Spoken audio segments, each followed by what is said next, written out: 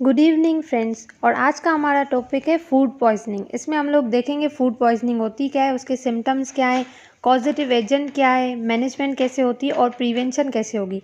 अब food poisoning friends होता क्या है? Food poisoning is an illness caused by eating contaminated food. ये ऐसी इलनेस है जो कि कंटामिनेटेड फूड खाने से होगी। अब इसमें क्या होता है, जो फूड पॉइजनिंग होती है ना, वो मोस्टली इतनी सीरियस नहीं होती, तो इसके लिए एज सच कोई ट्रीटमेंट हमें रिक्वायर्ड नहीं होता। लेकिन अगर कोई सिवियर केसेस हैं तो फिर हम लोग क्या करेंगे, इसका ट्रीटमेंट लेते हैं। तो अब देखते हैं, food poisoning is an illness caused by eating contaminated food. उसके बाद है, it's not usually serious and mostly people get well with in a few days without any treatment. मतलब ट्रीटमेंट नहीं लेते तो भी लोग ठीक हो जाते। लेकिन क्या होता है, अगर नहीं हो रहा है सही with in a few days तो हम लोग इसका ट्रीटमेंट लेंगे और प्रॉपर ट्रीटमेंट लेंगे। उसके बाद आ जाता है, food is contaminated with what. मतलब जो हमने फूड खाया है कंटामिनेटेड, वो किस किस वजह से कंटामिनेटेड हो सकता है। तो कौन सी ऐसी चीज़ें इसको कंटामिनेटेड कर सकती हैं? तो एक तो वायरस, बैक्टीरिया और पैरासाइट्स, ये हमारे फूड को कंटामिनेट कर सकते हैं। It may be contaminated with bacteria, virus और पैरासाइट। तो हम लोग ये देखेंगे, मतलब जिस टाइप का ऑर्गेनिज्म होगा उस तरह की ही फूड पॉइजनिंग होगी।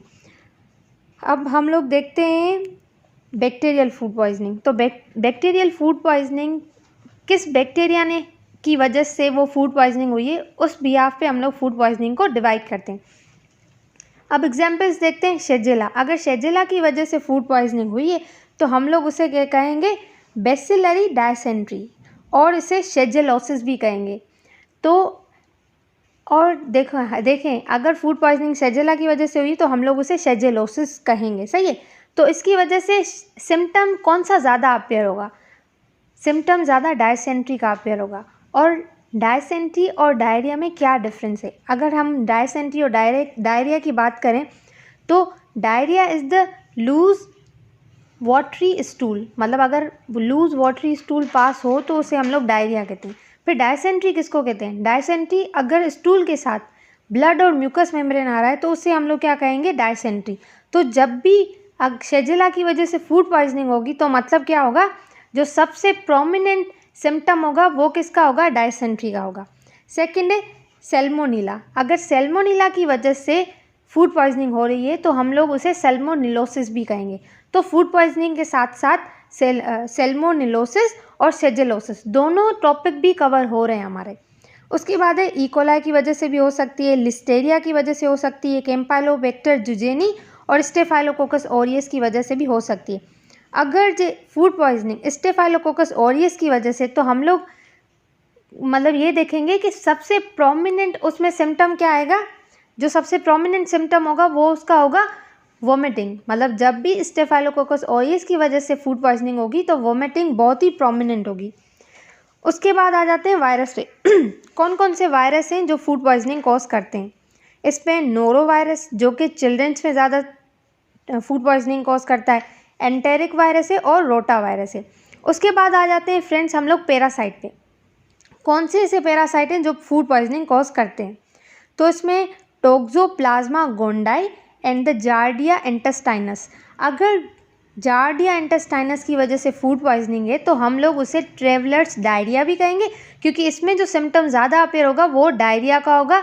मतलब वो ट्रेवलर्स डायरिया इसका नाम भी कहेंगे। और दूसरा होगा जार्डियासिस, जो कि तब होगा अगर फूड कंटामिनेटेड हो विद द जार्डिया। उसके बाद इसके सिम्टम्स क्या हैं? एज आई सेड कि सिम्टम्स डिपेंड करते हैं कि कौन सा ऑर्गेनिज्म है और किस ऑर्गेनिज्म की वजह से फूड पॉइजनिंग हुई है। तो सिम्टम्स में एब्डोमिनल पेन और स्टमक क्रैम्प्स। ये ऑब्वियस है कि हम लोग फूड खा रहे हैं, अगर वो कंटामिनेटेड है तो वो डायरेक्ट हमारे स्टमक में जाएगा। तो स्टमक में जाएगा तो स्टमक में पेन भी होगा, क्रैम्प्स भी होंगे और मतलब कि एब्डोमिनल पेन भी होगा। तो और दूसरा है वोमिटिंग। मैंने पहले ही कहा है कि अगर ये स्टेफाइलोकोकस ऑरियस की वजह से तो वोमिटिंग ज़्यादा प्रोमिनेंट होगी। उसके बाद है डायरिया और डायसेंट्री। डायरिया और डायसेंट्री किस में होगा? शेजेला में और सैल्मोनेला की वजह से अगर फूड पॉइजनिंग हुआ है। अब है फीवर। फीवर अगर कोई भी इन्फेक्शन हमारी बॉडी में हुआ है या कोई भी इन्फेक्शियस ऑर्गेनिज्म हमारी बॉडी में है तो हमें पता है कि बॉडी गर्म हो जाती है, मतलब फीवर होता है। फीवर क्यों होता है? ये एक अलार्मिंग सिस्टम है, हमारी बॉडी हमें अलार्म करती है कि कोई ना कोई इन्फेक्शन हम आपकी बॉडी में हुआ है। उसके बाद है dehydration and loss of appetite. Dehydration क्यों होगी? अगर डायरिया हो रहा है तो उसमें इलेक्ट्रोलाइट्स, वाटर वगैरह ये सब बॉडी से बाहर जाएगा तो डिहाइड्रेशन हो जाएगी।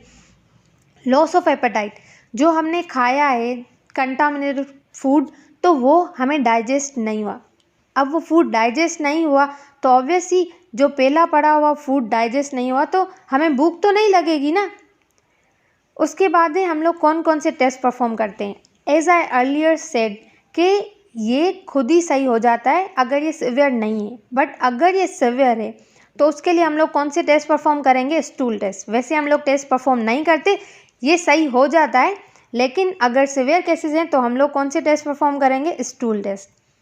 उसके बाद है मैनेजमेंट। मैनेजमेंट में हम लोग क्या करते हैं? स्टार्टिंग में हम लोग ORS देते हैं और डाइट मेंटेन करने को कहते हैं कि लाइट डाइट लें आप, उससे सही हो जाएगा। लेकिन अगर जे सही नहीं होता और हम होम रेमेडीज़ लेते हैं, अगर उससे सही नहीं होता तो फिर हम लोग क्या करते हैं? प्रॉपर ट्रीटमेंट लेते हैं। अब ORS क्या है? Oral rehydration solution. इसमें क्या होता है? इलेक्ट्रोलाइट्स होते हैं, तो इलेक्ट्रोलाइट बैलेंस हो जाएंगे बॉडी में अगर हम लोग ये लेते हैं, और वाटर भी बैलेंस हो जाएगा। उसके बाद जो सेकंड लिखा है वो लिखा हुआ है कि सेल्फ लिमिटिंग, मतलब ये विद इन फ्यू डेज खुद ही सही हो जाता है। और अब जो मैं बता रही हूँ ना वो on the basis of organism बता रही हूँ। जो थर्ड है मेट्रोनिडाजोल। मेट्रोनिडाजोल हम तब देंगे जब जो फूड पॉइजनिंग है वो जार्डिया की वजह से, पैरासाइट कौन सा? जार्डिया है, तो उसकी वजह से अगर फूड पॉइजनिंग हुई है तो हम लोग मेट्रोनिडाजोल देंगे 2 ग्राम्स डेली फॉर 3 डेज। उसके बाद जो फोर्थ है सिप्रोफ्लॉक्सिसिन, ये एक एंटीबायोटिक है और ये हम तब देंगे जब जो फूड पॉइजनिंग है वो शेजेला की वजह से हुई है। तो कितना देंगे हम लोग? सिप्रोफ्लॉक्सिसिन 500 mg देंगे ट्वाइस अ डे अगर वो शेजेला की वजह से हुआ है। उसके बाद है मैनेजमेंट। मैनेजमेंट का ही दूसरा पार्ट है ये मैनेजमेंट का। फर्स्ट हमने देखा कि उसमें क्या करते हैं हम लोग? सिप्रोफ्लॉक्सिसिन देंगे, मेट्रोनिडाजोल देंगे। अब जो इसमें है ना, इसमें है से नो टू एंटीबायोटिक और यूज़ कॉशियसली, मतलब अगर या तो हमें एंटीबायोटिक नहीं लेनी, अगर ले रहे हैं तो एहतियात से लेंगे। कब? जब फूड पॉइजनिंग ई कोलाई की वजह से हुई है। अगर ई कोलाई की वजह से फूड पॉइजनिंग हुई है और हम फ्रीक्वेंटली उसे एंटीबायोटिक दे रहे हैं तो वो it may leads to the haemolytic uraemic syndrome. अब हीमोलाइटिक यूरेमिक सिंड्रोम क्या होता है? इस सिंड्रोम में क्या होगा कि जो हमारी किडनी की स्मॉल ब्लड वेजल्स है ना वो डैमेज हो जाएंगी तो वहाँ पे क्लॉट फॉर्म हो जाएगा। क्लॉट फॉर्म होगा तो जो filtering system of the kidney है ना वो क्लॉग हो जाएगा, और उससे क्लॉग होने की वजह से सही से फिल्टर नहीं होगा हमारा यूरिन, तो उससे किडनी फेलियर की तरफ जाएगी, मतलब किडनी फेलियर भी हो सकता है। तो जब भी ई कोलाई की वजह से फूड पॉइजनिंग हो तो हम लोग ट्रीटमेंट में थोड़ा कॉशियसली ट्रीटमेंट देंगे। उसके बाद है ओवर द काउंटर ड्रग्स। हम तब मतलब वो ड्रग्स होती हैं जो कि आप बिना प्रिस्क्रिप्शन ले सकते हो। तो उसमें कौन कौन सी आ जाती है? अगर फूड पॉइजनिंग है तो हम लोग कौन कौन सी ड्रग विदाउट प्रिस्क्रिप्शन ले सकते हैं? इमायोड्रिम और दूसरा है पेप्टोबिस्मोल। और अब आता है हु इज़ एट रिस्क, मतलब फूड पॉइजनिंग का ज़्यादा से ज़्यादा रिस्क किस में होगा? जिसकी इम्यूनिटी लो होगी। अब इसमें जो फर्स्ट लिखा है वो है ओल्डर एडल्ट्स, मतलब वो एडल्ट्स जो एल्डर हैं, जो बुज़ुर्ग हैं, उन्हें ज़्यादा होगा क्योंकि उनका इम्यून सिस्टम वीक हो जाता है। सेकंड पे इन्फेंट्स एंड यंग चिल्ड्रेन, वो बच्चे जिनका इम्यून सिस्टम अभी डेवलप ही नहीं हुआ तो वो भी रिस्क पे होते हैं। तो इसीलिए हम लोग बच्चों को जो भी खाने के लिए देते हैं ना तो हम लोग कहते हैं नहीं बच्चा है इसको नहीं दो। क्यों इतने हम लोग एहतियात रखते हैं? क्योंकि उसका इम्यून सिस्टम इतना बिल्डअप नहीं हुआ है। जो तीसरा है वो है प्रेग्नेंट वूमन। अब प्रेग्नेंट वूमन में क्या होता है? उसका मेटाबॉलिक और सर्कुलेटिंग जो सिस्टम है ना वो उसमें थोड़ी चेंजेस आ जाती हैं, तो इसीलिए जो प्रेग्नेंट वूमन है ना वो भी ज़्यादा प्रोन होती है टू दिस इन्फेक्शन। उसके बाद है पीपल विथ क्रॉनिक डिजीज़, वो बंदे जिनको एड्स से वो ज़्यादा प्रोन होते हैं। क्यों? क्योंकि उनका इम्यून सिस्टम ख़त्म हो जाता है या लो हो जाता है बिकॉज ऑफ इन्फेक्शन। उसके बाद है what to eat in a food poisoning. अब फूड पॉइजनिंग हो गया है तो हमें क्या खाना चाहिए। मैंने पहले ही कहा कि हमें लाइट डाइट लेनी चाहिए जिससे स्टमक क्लियर हो जाए और साफ़ रहे। अब उसमें क्या आ जाता है, बनाना आ गया, डाइल्यूट फ्रूट जूस लेना है बट डाइल्यूट करके, सही है। डाइल्यूट लेंगे तो वो डाइजेशन में इतना मसला नहीं करेगा, सही से डाइजेस्ट हो जाएगा। दूसरा है लेमन जूस भी डाइजेशन को बढ़ाएगा, उसके लिए देते हैं। और दूसरा चौथी है वो हनी देंगे। हनी हमें पता है एंटी इन्फेक्टिव है और मतलब कि ये इन्फेक्शन वगैरह में हम लोग देते हैं जिससे हमारा इन्फेक्शन क्लियर हो जाए। अब दूसरा आ जाता है व्हाट नॉट टू ईट। हमें ऐसी कौन सी चीज़ें हैं जो कि फूड पॉइजनिंग में नहीं खानी चाहिए।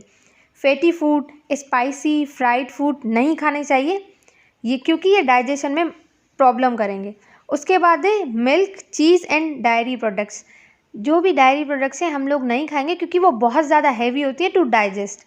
वैसे ही इनडाइजेशन हो गई है हमें, और अगर हम लोग इतना हैवी फूड लेंगे तो वो डाइजेस्ट नहीं होगा, हमारे सिम्टम और भी वर्स्ट हो सकते हैं। तो इसीलिए हम लोग वो चीज़ें नहीं लेंगे। उसके बाद है यू शुड अवॉइड। आपको क्या अवॉइड करना चाहिए। कैफ़ीन, कॉफ़ी वगैरह नहीं पीनी चाहिए, चाय वगैरह नहीं पीनी चाहिए। और अवॉइड करना है अल्कोहल एंड स्मोकिंग। ये सब नहीं करने चाहिए क्योंकि इससे हमारे सिम्टम्स वर्स्ट हो सकते हैं। अब कैफ़ीन क्या है, वो इरिटेट करती है हमारे स्टमक को, इसीलिए हम लोग मना कर रहे हैं कि फूड पॉइजनिंग में नहीं लेनी चाहिए।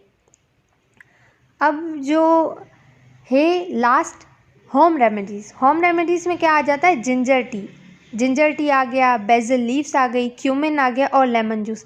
ये जो जितनी भी रेमेडीज़ बताई गई हैं वो हमारी डाइजेशन को इम्प्रूव करती हैं, इसीलिए हम लोग फूड पॉइजनिंग में ये ले रहे हैं कि इनडाइजेशन जो हुई है वो सही हो जाए। अब जिंजर टी कैसे बनाते हैं। जिंजर टी सिंपल, आप क्या करें, 1 गिलास पानी का लें, उसे पोर करें किसी भी पैन में, और फिर क्या करें, आप उसमें 2-3 स्लाइस डाल दें जिंजर के, तो उसे बॉईल करें। जब हाफ़ हो जाए वो पानी तो उसको क्या करें, छान लें। उसके बाद उसमें हनी डाल के आप पी लें। अब ये क्या है, डिकॉक्शन का प्रोसेस है जिससे हम लोगों ने जिंजर टी बनाई है। तो आप ये लेंगे तो आपके सिम्टम्स क्या होंगे, जल्दी सही हो जाएंगे, आप जल्दी सही हो जाओगे। तो फ्रेंड्स, ये था आज का लेक्चर।